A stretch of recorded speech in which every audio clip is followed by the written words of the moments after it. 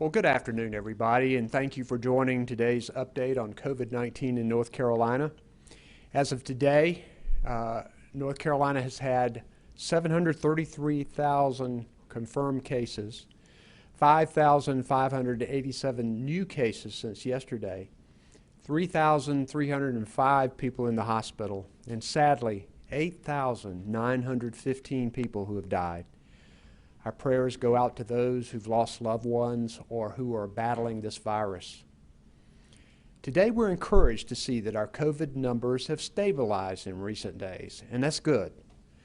But the reality is that they are still high, and that too many people are still falling seriously ill and dying. The virus is still raging through our communities. With more than 3,300 people in the hospital, and the percent of positive tests in the double digits, we know this virus is still spreading. And with at least one more contagious variant of COVID-19 in our state, we still have work to do. We cannot let our guard down, especially in these cold winter months. That means we need to keep wearing our mask and practicing social distancing when we leave our house. Now, you've heard me say this a lot, but it's because these simple measures have and will save lives. Even as we continue our prevention efforts, the top priority in our state is getting vaccines to people as quickly and as equitably as possible. As of today, North Carolina has administered 99.8% of all the first doses that we have received from the federal government. I'm grateful to the Department of Health and Human Services, Emergency Management, and health providers across the state for working hard to get these shots out there. The sticking point right now for our state and the nation is not enough vaccine. We do have thousands of shots, but there are millions of people who need 2 of them. Yesterday, we got some good news when we learned that the federal government will increase vaccine shipments to the states by 16% over the next 3 weeks. That will help, but we still need much more. I know this is maddening and frustrating for many of you. Hundreds of thousands of you have had success in getting vaccinated. But many more of you haven't been able to get appointments or have been put on waiting lists. Trying to get someone on the phone and long wait times, I know that's frustrating. But it will get better as the state gets more vaccine and more providers giving it out. And until we do, we all need to keep up with these 3 W's. Plan and wait for our turn, as hard as that is. I want every single North Carolinian to be immunized to prevent this cruel disease. North Carolina will make sure everyone has a spot to get their shot. This pandemic has strained our patients, but also our economy, and many people are struggling financially. We set up the HOPE program to relieve some of that strain by assisting with rent and utility payments. As of this week, the HOPE program has paid nearly $130 million to landlords and utilities on behalf of more than 34,000 low-income North Carolinians who faced eviction or utility shutoff. With the General Assembly back in session, I hope to work with these state legislators to appropriate recently passed federal funds to keep helping people and small businesses that are hurting. There is significant need out there, and we hope to provide additional funds to expand the HOPE program. At this time, I'm going to ask Dr. Mandy Cohen, our Secretary of the Department of Health and Human Services, to give us an update on our COVID data. Dr. Cohen.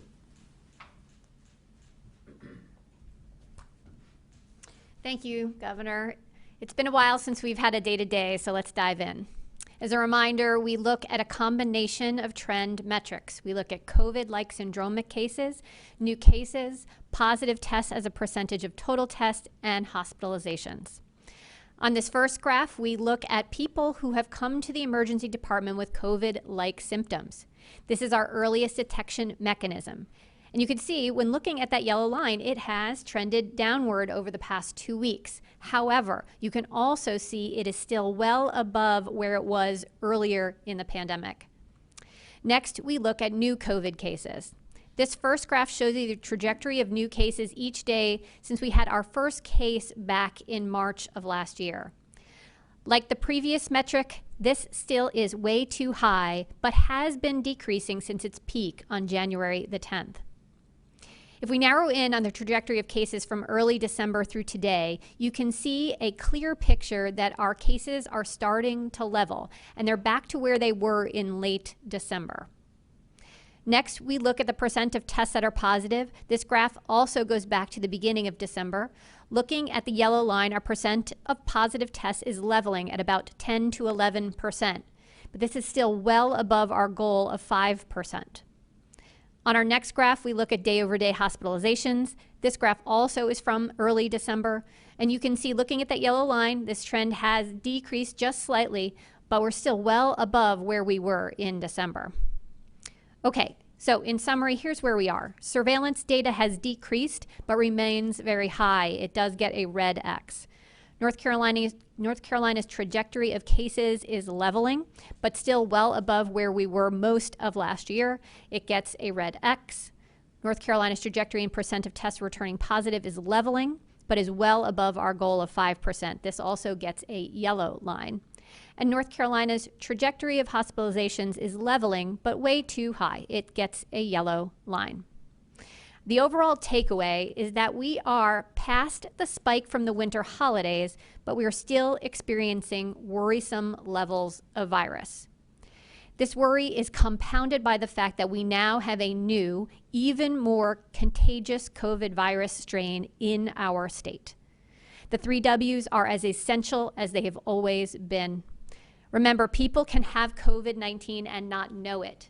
The best way to protect those around you is to act as if you have the virus and could be contagious.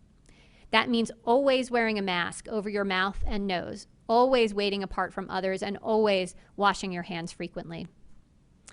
Look, I know people are tired and stressed. This has been a hard year. Please know that help is available. Anyone in North Carolina can call the Hope for NC helpline at 1-855-587-3463. That's 1-855-587-3463. It's help available 24 hours a day, 7 days a week.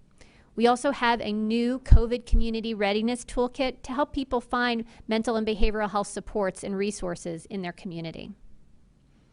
Having vaccines in the state is also offering those glimmers of hope, as does seeing our vaccine providers come together to get vaccines to people as fast as possible. They achieved an important milestone today. As the governor mentioned, vaccine providers have administered 99% of all first doses in the state, putting North Carolina in a strong position to advocate to the federal government for more vaccine as they become available. As the governor shared, we learned yesterday that we would see an increase of about 16% in this coming week's supply.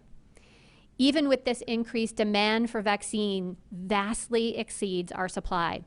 And I know it's frustrating to have to wait, but everyone will be able to get their shot as vaccine supplies increase over the next several months. Keep doing those 3 W's and staying home so we can slow this virus down while we get everyone a spot to get their shot. Thank you, Governor.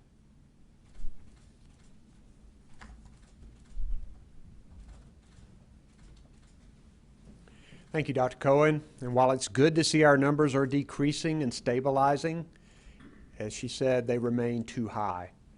We need to keep up our efforts to slow the spread of the virus. Today, I'm announcing that we will extend our modified stay-at-home order until February 28th of 2021. That means the 10 p.m. curfew is still in place, as are the mask mandates, mass gathering limits, and capacity limits for businesses and retail. If people follow the safety protocols, they reduce their chance of getting sick and infecting others. I'm also extending a moratorium on evictions to help people stay in their homes during this pandemic. Health experts have shown us that keeping people in their homes is an important way to slow the spread of the virus, and an evictions moratorium is important as we remain under a modified stay-at-home order. And to support businesses working to serve customers during difficult times, I will extend the order to allow to-go and delivery sales for mixed beverages. Those orders will be in effect through March 31st, 2021. Although we're often frustrated and weary, we are entering a time of hope. The vaccine team and healthcare providers are working night and day getting more vaccines to people, and more are on the horizon. Our COVID numbers are stabilizing. We are charting a path forward, but we have more work to do. Let's continue wearing our masks, working hard to get people vaccinated, and taking this seriously. If we work to keep ourselves and each other safe, we will defeat this virus and move to better times ahead. At this time, I would like to recognize our Director of Emergency Management, Mike Sprayberry, to give us a brief update on the weather situation. Mike? Thank you, Governor, and thank you for your outstanding leadership. Today is day 324 of the State Emergency Response Team activation for the COVID response. We're closely monitoring an incoming winter weather system which will bring snow to parts of North Carolina beginning tonight. Rain will change to snowfall beginning around 10 p.m. in our western counties, and snow is expected to arrive overnight for portions of our central and eastern counties. While the greatest accumulations are expected at higher elevations in the mountains, several inches of snowfall are also possible across northern portions of central and eastern regions of the state. Our advice is for everyone to closely monitor the forecast for your area. We know that winter weather is very difficult to predict and can change abruptly. If you're in an area that gets significant snow accumulation, please stay off the roads unless you absolutely have to travel. This will allow state and local crews to clear the roads. Since this will be rain turning into snow as temperatures drop, DOT is not brining most highways for this event, as the rain would wash that salt solution away. But their crews are prepared to quickly clear roads where snow or ice accumulates and to spread salt and sand where needed. Please take the time today to make sure your home, your family, and your vehicles are prepared for winter weather, and exercise caution if you must travel in hazardous conditions. Thank you very much. Thank you, sir. Thank you, Director Sprayberry. Also with me today is Secretary of Public Safety Eric Hooks and Commissioner of Prisons Todd Ishii. Monica McGee and David Payne are our sign language interpreters. And behind the scenes, Jackie Mativier and Erica Kugler are our Spanish language interpreters. We will now take questions, and if you can state your name and your organization, we would appreciate it, and we'll take the first one. Our first question is from Laura Leslie with WRAL. Hi, Governor. Are you able to hear me okay? Yes, I can. Great. Thank you. Thanks for taking my question. When do you anticipate that the state will have enough vaccine to move into the next phase, to finish out the phase that we're in, I should say, and move into the next phase of vaccinations? I don't think we can exactly predict that yet, because although we know what the vaccine coming is for the next 3 weeks, we're hoping for additional vaccine coming later on. We want to make sure that we get most of the people in phases before we move to the next one. Dr. Cohen, I'll let you elaborate on that a bit if you would. Hi, Laura. We're working with our vaccine partners on that right now. We've actually asked them the question about how they are seeing demand on the ground. Are they still seeing the high levels of demand for those who are 65 and up and from our healthcare workers, which is the current folks we are vaccinating? From what we have heard from our providers so far is that there is still a lot of demand from that group. And so we don't anticipate moving forward quite yet. But we want to make sure we are continuing to move quickly and make sure that we are doing what we did in this past week, which was get all of those first doses out into arms each and every week. So before the next shipment from the federal government comes. So we'll be monitoring that very closely, looking at our data, working with our vaccine providers, and then we'll be back in touch as we are able to move from one category to the next. Thank you. Next question, please. We have a follow-up, Laura Leslie, WRAL. Thanks. Just to follow up, we have been hearing from folks who have had their vaccine appointments canceled. Obviously, a lot of disappointment out there. Is there anything you'd like to say to those folks? Sure. I know that it is frustrating for people. They want their vaccines and they want them now because they will help protect you from this deadly disease. The biggest problem we face right now is that we have millions of people who need it, but only thousands of shots. So I ask people to continue to call, to continue to work to try to get an appointment. And we're encouraging providers to, as much as they can, do an appointment schedule situation.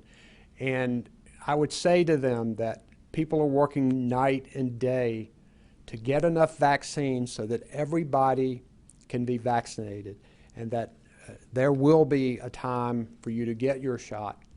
And we're going to continue to work to make sure everybody in North Carolina is vaccinated as quickly as possible. And they've been working all this week to make sure we get rid of all of our first doses and get people vaccinated and can turn to Washington and say, North Carolina needs more. And that's what we've done.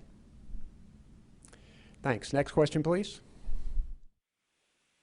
Our next question is from Paige Peroso with WBTV. Hi, Governor. Thank you for taking my question. This is Paige Peroso from WBTV. The CDC recently published new data saying transmission of COVID-19 wasn't happening at high levels in some schools in North Carolina they studied, and it was more of community spread, suggesting that schools could return safely. At the same time, many North Carolina school districts are still all virtual. Will you change your guidance and request that these schools give parents an in-person option now based on the CDC data? Well, first, for any of you who've watched these briefings, you know that you've heard from me that our priority is to get our children back into schools physically.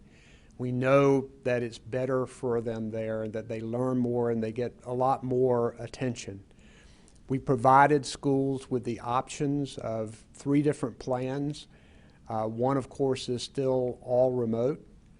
I'm going to ask local school boards and superintendents to study this data that has just come out. I know that our team is going to study the data and work with the State Board of Education. And I think you'll hear more from educators and from our health team in the coming days looking at that study.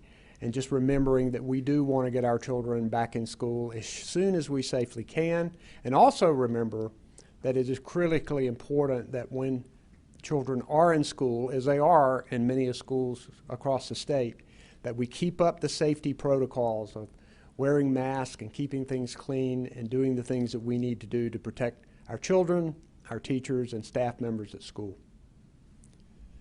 Next question, please. Our next question is from Steve Devane with the Fayetteville Observer. Yes.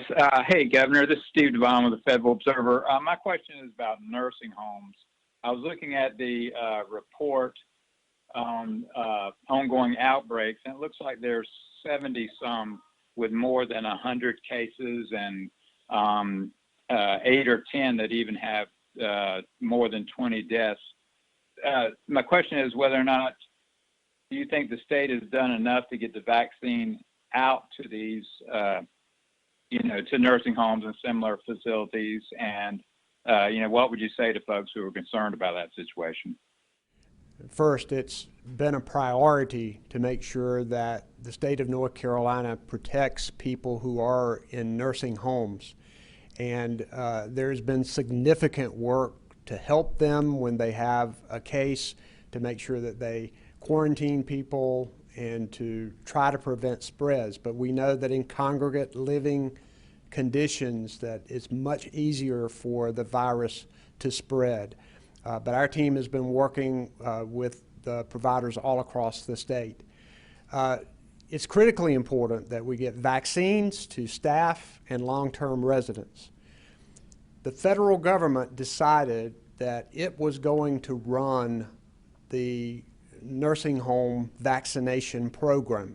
So if you look on our data sheet, you'll see two separate, how North Carolina is running the vaccine program for everybody else, but the federal government is running the long-term care facilities. They've contracted with Walgreens and CVS. I was on the phone with the Biden administration and other governors, and in most states across the country, I think the long-term care vaccinations are moving slower than we would like to see. I believe the dashboard had about 84,000 had gotten first doses and very few had gotten second doses. So we told the Biden administration that we wanted them to pick up the pace as much as they possibly could, and we want to provide help to them to do that. So I think the state has worked hard to protect people in nursing homes. We're encouraging these vaccinations to occur. We know that sometimes when Walgreens and CVS has gone into some nursing homes, some people have refused it. And a lot of education efforts are going on to reduce and eliminate the skepticism that we know is out there among a lot of people, particularly communities of color that have a long history of having problems that give rise to concerns. But I think with this independent body approving these vaccines, they are safe and effective, and everybody's working hard to make sure that people get vaccinated. Dr. Cohen, would you like to add? Okay. Next question, please. Follow-up, Steve Devon, Fayetteville Observer. Yes, my only other question would be, do you regret that you didn't opt out of that program with the federal government? I think some states might have feel they've done better on their own. And was that ever an option? I believe that all states are under the federal program when it comes to long-term care. That's not true? Okay, I'll let you take that. Hi, Steve. I think we were not in the same position of a very few number of states who were differently situated because of relationships they had with different pharmacy entities that were based in the state. For us, CVS and Walgreens have been good partners. They've completed all of their first dose clinics, going through all of nursing homes and every long-term care site that signed up for the program. I think that they've been doing communication. Of course, we always want to see things go faster and we want to address hesitancy, but I think that given the scale of the activity and taking doses to our most vulnerable, I think they've done a very good job of completing all of their first dose clinics. Now they have to go back for second dose and third clinics to pick up those they may have missed in other shifts or new residents of our long-term care entities that might be there. So still a lot of work to do, but we continue to work with them in partnership. Thank you.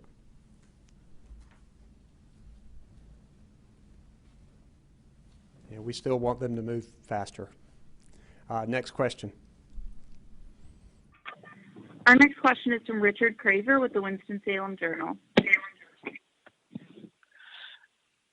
Hello, Governor, Secretary Cohen. This is Richard Craver with the Winston-Salem Journal. I want to ask a couple questions. One is sort of a technical question to Secretary Cohen about whether her secretarial order has been extended.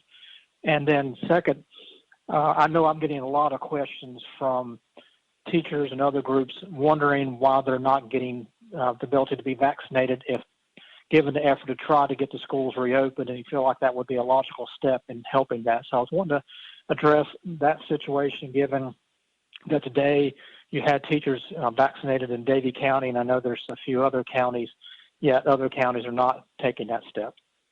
Yeah, thanks for that. And anyone 65 and over can get a vaccine right now, so or eligible to get a vaccine. So any teachers who would fall in that category would be able to do it. But they're next in line with essential workers, and we know it's going to be extremely important to get our teachers and staff vaccinated. Dr. Cohen and I were just talking about that before we walked up here. So they would be the next group in line, and I'll let Dr. Cohen address her order. Hi, Richard. Yes, the secretarial directive that we put out a number of weeks ago is still in effect. And that secretarial directive does remind folks to stay home whenever possible. I know our trends have slightly improved, but we don't want to get numb to these numbers. They are still extremely high. And now we have a new contagious variant of this virus here in North Carolina. So we're still encouraging everyone to stay home whenever possible, really limiting leaving your home for things like work, school, going to the grocery store, getting health care. If you have to leave your home, please wear a mask all the time, keep physical distance, and wash your hands often. Thank you.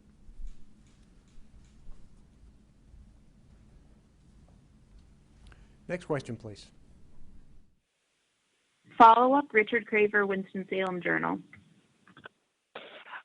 Governor or Secretary Cohen, just to be sure I can explain this correctly, at this point, what authority or what authorization are these county health departments, like Davie County, using to be able to vaccinate teachers that other counties aren't?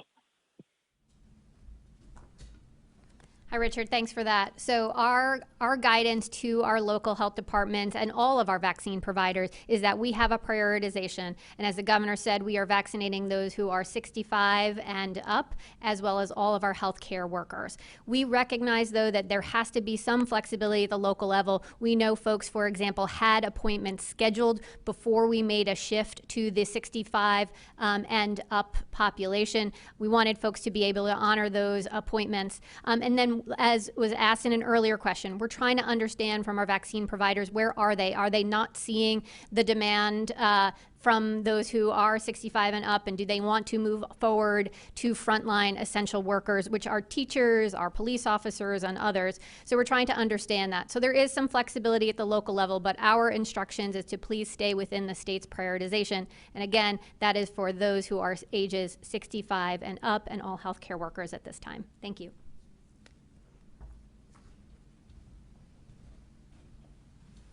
Next question, please. Our next question is from Thomas Waybreck with WITN.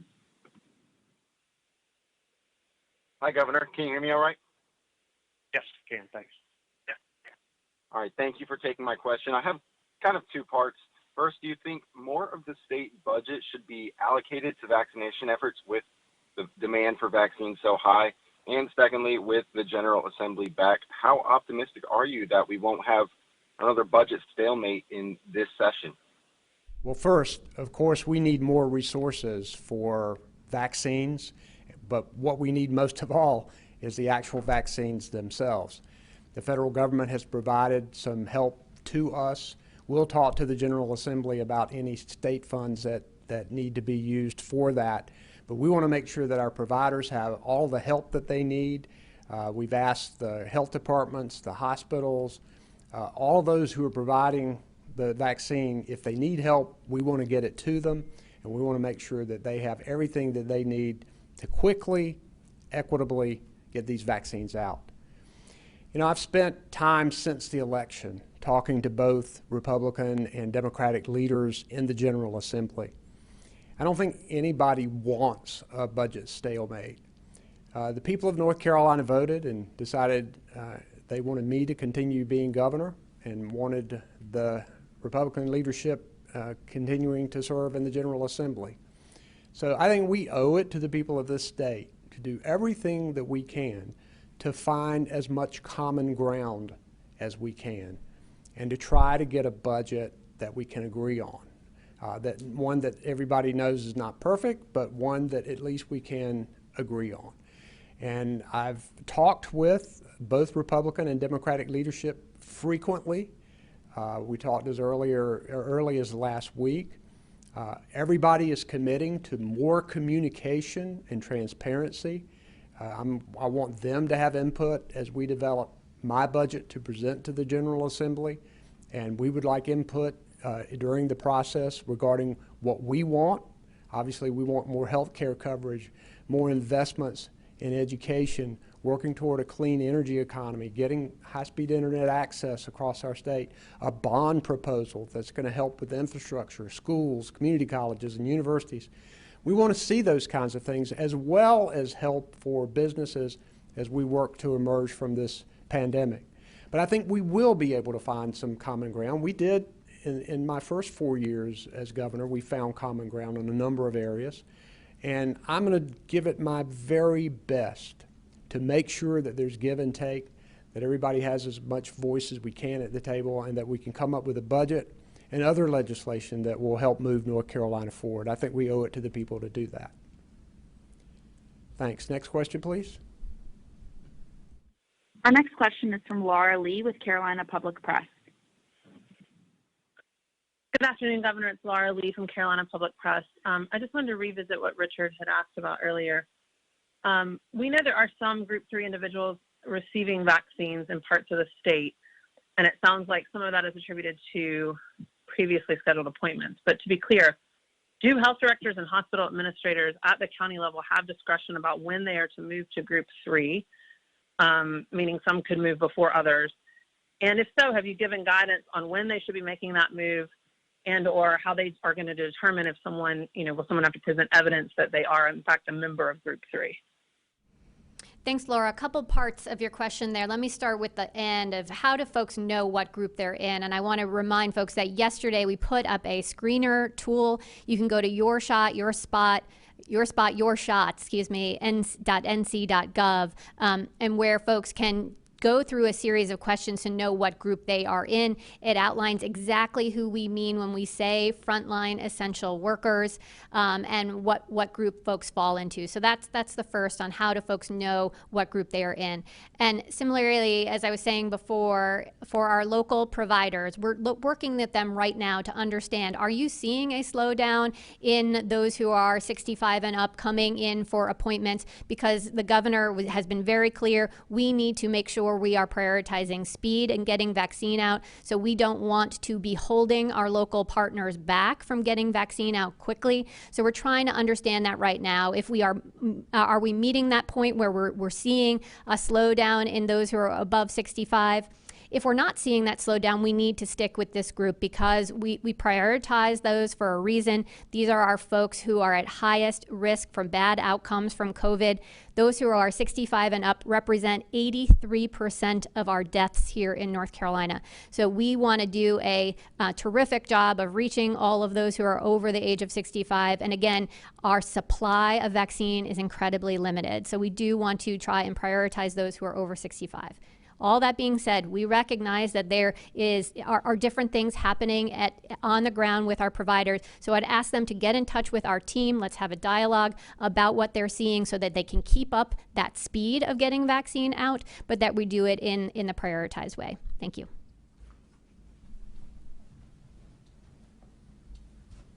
Next question, please. Follow-up, Laura Lee, Carolina Public Press. Thanks for that. So the information about how someone might determine that they're in Group 3 is presented in the materials you've identified. I'm just wondering, for the healthcare providers, for the health directors, health department directors, hospital administrators, is there a process or procedure for them to determine if someone, appears and says, I'm a teacher, I'm in Group 3? Is there some, requirement for some sort of evidence of that? And do they have discretion? It sounds like they do, to move their Group 3 ahead if they feel like they've accomplished what they need to with Groups 1 and 2. I'm going to let Dr. Cohen come up and elaborate on that question, but I will say this. We want local health leaders and providers to stick with what we have proposed for the list of prioritization. We also know that things are going to get a little more complicated when you move into the essential workers. It's pretty easy when you're talking 65 and above and a healthcare worker. but it will get a little more complicated when we go into essential workers and defining those. And I think what we want is for there to be some discretion locally about who would fall into that category. We're going to give good guidance. The bottom line is that we want to get vaccine quickly into arms, and we don't want too much complexity to stop that from happening. Dr. Cohen, I'll let you elaborate. Laura, you're asking the exact right questions, and in fact, we will have additional guidance going out to our employers, the employers of our frontline essential workers, to talk about what they can do to right now start to get their folks ready. So there are ways in which we hope that employers do partner with our local health departments, with our hospitals and other vaccine providers, because this is going to be a bit more complex than just pure going by age alone. So we're still working through some of those details, but do know that we're putting out some additional guidance, I hope as soon as this afternoon, maybe tomorrow morning. Thank you.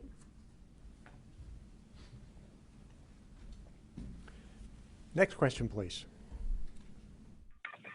Next question is from Katie Peralta-Soloff with Axios Charlotte.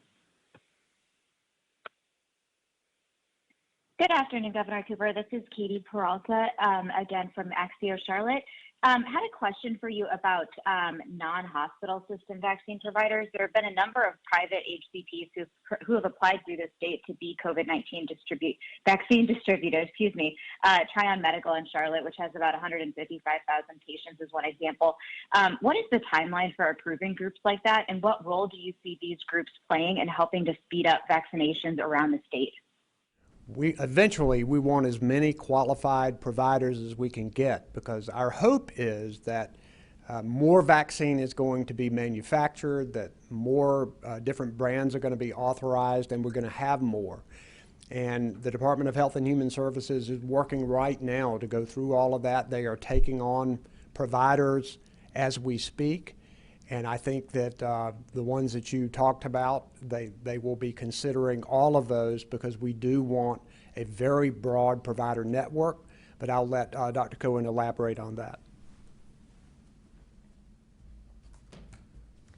Hi, Katie. The governor is exactly right. So as we've been talking about this week, we know our vaccine supply is so limited. We know that we're not even sending enough vaccine to all of the providers we have already enrolled and already having ramped up their capacity. Our providers last week did nearly 300,000 first doses. But we know on a go-forward basis, even with the bump up from the federal government we heard about last night, we're only getting about 140,000 vaccines for the entire state. So we know that that's going to have some limitations for all of our providers. So thinking about bringing on new providers, we want to be very strategic about it. We need to see where there are fewer access points and bring on those providers where we see lower access points, and particularly target those providers who we know serve our traditionally underserved communities, our historically marginalized communities across our state. So our team is going through that process. What I hope is our providers across the state get enrolled, get trained on our IT system so they can be at the ready. As the governor said, we want to be in a posture of saying, bring us more vaccine here in North Carolina, send us more vaccine, federal government. We are ready to ramp up. And so I think that's the work we need to do now, is to get our providers ready for when there will be more vaccine. But as far as new providers coming online, it is going to have to be targeted in the near term, just given the limited supply we have. Thanks.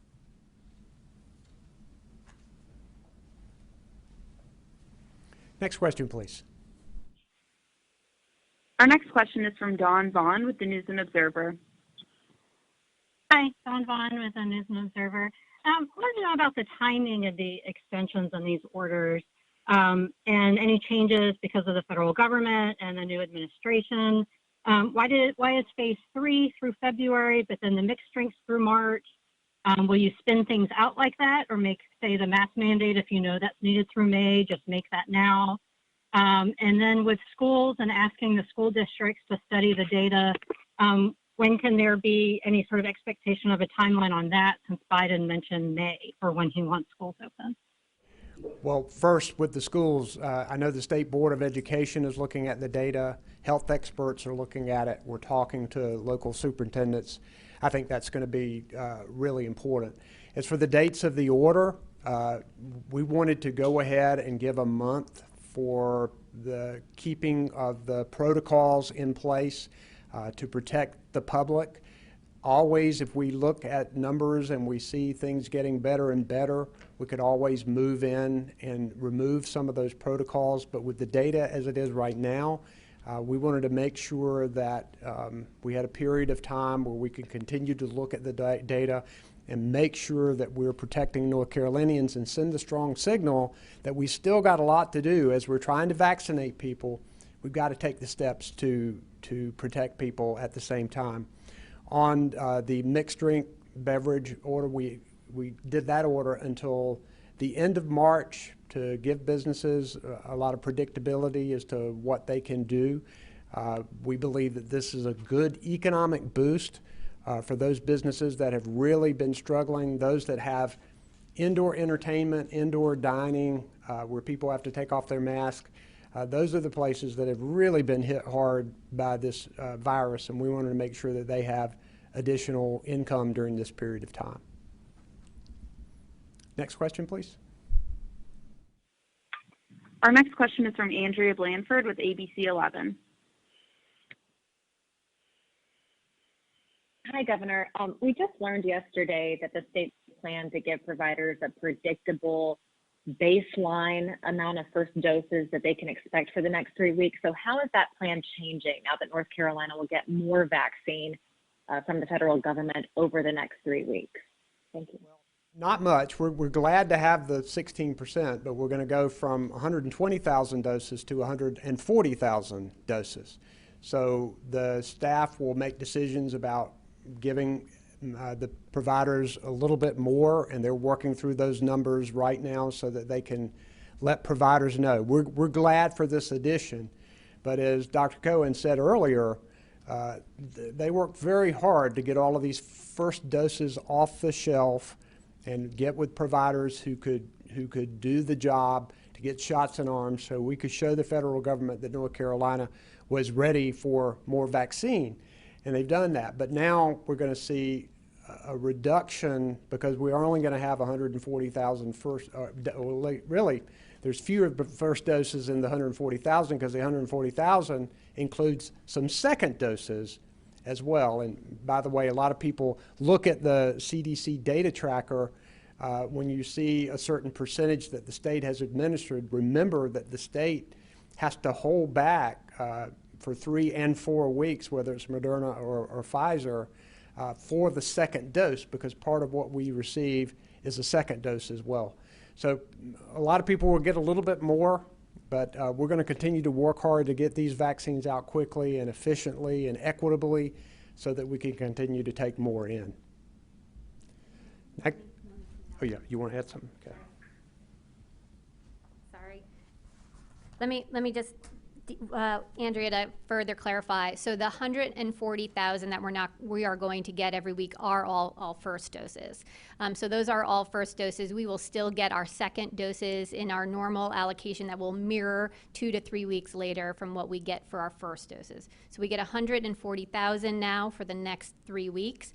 Because of that, we're going to be able to give a little bit more to sort of this baseline minimum allocation that we are guaranteeing to our vaccine providers for the next 3 weeks. So it's a little bit more. We were at 84,000. We're going to get closer to 90,000. So it's good, but we're still talking about pretty small numbers here.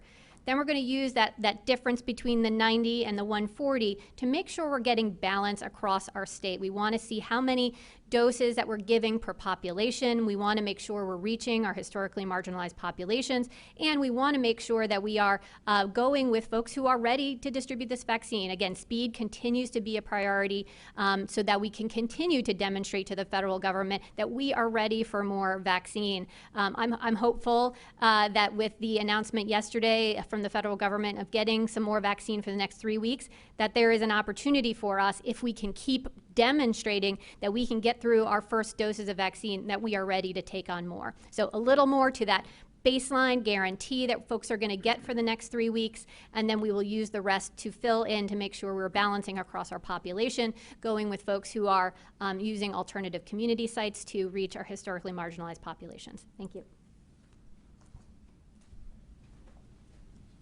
Thanks for that, Dr. Cohen. Next question, please. We have a follow-up, Andrea Blanford, ABC 11. Yes, thank you for clarifying that. And Governor, one more question for you, because you mentioned earlier this afternoon that you're encouraging providers to move to an appointment-only protocol. Can you elaborate on that? Or are you planning on making that mandatory statewide to cut back on some of these long lines that we've seen? We're not saying appointment only. We're just encouraging appointments, and also encouraging it once you fill up appointments for the anticipated vaccine that you're going to get.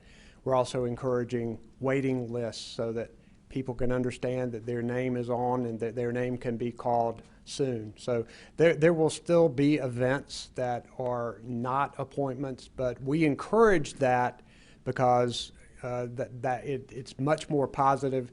The vaccine provider really knows what they have and how much that they need to distribute. So that's what we're doing. Next question, please. Our final question is from Will Michaels with WUNC. Hi, Governor. Will Michaels at WUNC. If I may just build off of Laura and Richard's questions, how much oversight does the state health department have when it comes to equitable, over local health providers, when it comes to equitable distribution? In other words, is there a mechanism by which you can track, or do you actually know how many doses are going to the current priority groups and how many might be going to other priority groups or friends and family of clinic staff who may be on, say, a last-minute wait list? How do you hold providers accountable? Well, first, when we say equitable, we also mean making sure that vaccines get to underserved communities. And that's something that's in the plan and its instructions to providers. And that's something that the state will know whether they've been able to do. And I think everybody's working together, but the state is going to be working to insist on that. And I'll let Dr. Cohen address the various groups.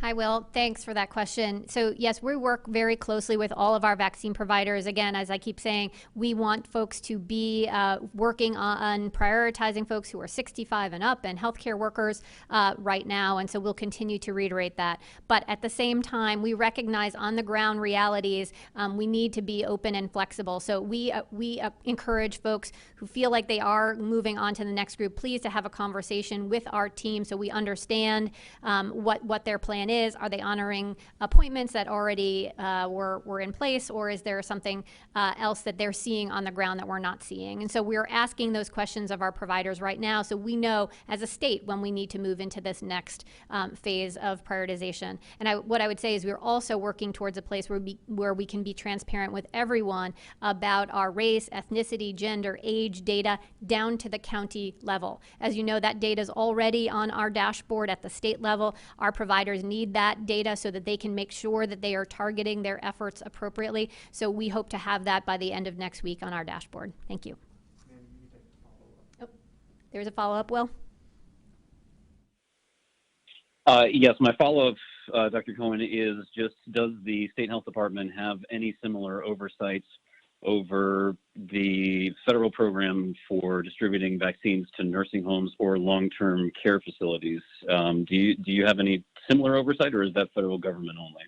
Federal government is managing our long-term care vaccination programs through their two vendors, CVS and Walgreens. Their parameters are pretty specific to say that they should be vaccinating healthcare workers who work at the long-term care facilities as well as the residents. So that those parameters are pretty clear. But at the end of the day, we do not want any vaccine wasted. And because of the shipping and the handling of these vaccines, when you take them out of the freezer, you can't put them back in. So we don't want vaccine wasted, but going out of a priority order should be a very unusual circumstance. It should not be the thing that is happening each and every time, but we do not want vaccine wasted. So we recognize that there are some places where we want to just make sure that we get vaccine into arms and not wasting it, but at all other times, we really need to focus on those priority groups. Thank you. Thank you for being with us today, and stay safe, everyone.